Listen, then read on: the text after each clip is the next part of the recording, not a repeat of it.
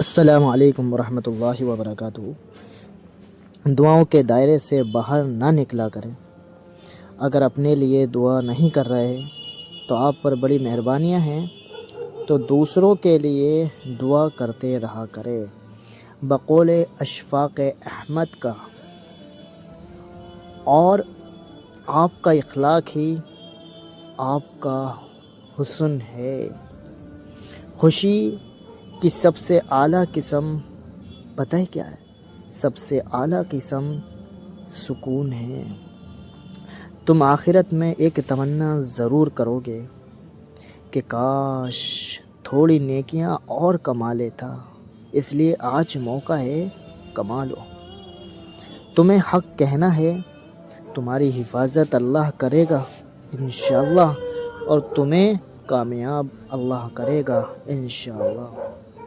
جب ہم کچھ برا کرتے ہیں تو دائیں بائیں آگے پیچھے اچھی طرح سے دیکھتے ہیں، بس جو نہیں دیکھتے وہ اوپر نہیں دیکھتے۔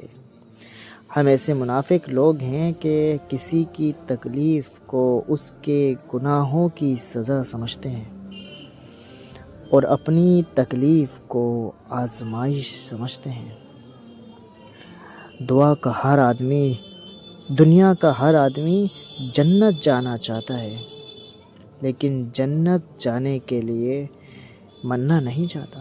رسول اللہ صلی اللہ علیہ وسلم نے فرمایا، خرچ کرو اور گن کر نہ دو، ورنہ اللہ بھی تمہیں گن کر دے گا، اور تم ہاتھ نہ روکو ورنہ اللہ تم اپنا ہاتھ روک لے گا۔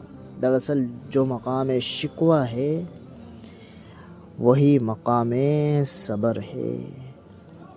غصے میں فیصلہ اور خوشی میں وعدہ ہرگز نہ کریں۔ غصے میں فیصلہ، خوشی میں وعدہ ہرگز نہ کریں۔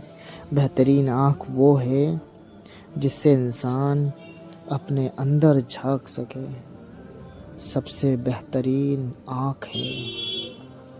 شدید دکھ ہوتا ہے جب ہم کسی پر اندھا یقین کریں اور ثابت کر دیں کہ ہم واقعی اندھے ہیں، اور وہ ثابت کر دے کہ ہم واقعی اندھے ہیں۔ خون کے رشتے ناراض ہو سکتے ہیں، ختم نہیں ہو سکتے۔ خاندان کو جوڑے رکھنا ایک فن ہے، اور اس فن کا نام ہے برداشت۔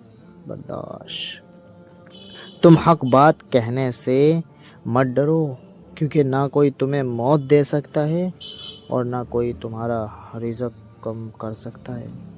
سچ بولنے کا شوق ہے تو اپنے بارے میں بولیں، لوگوں کی زندگیاں خراب مت کریں۔ اشفاق احمد کا قول ہے، قدر تو وہ ہوتی ہے جو کسی کی موجودگی میں ہو، کسی کے بعد تو پچھتاوا ہوتا ہے۔ اشفاق احمد کا قول ہے۔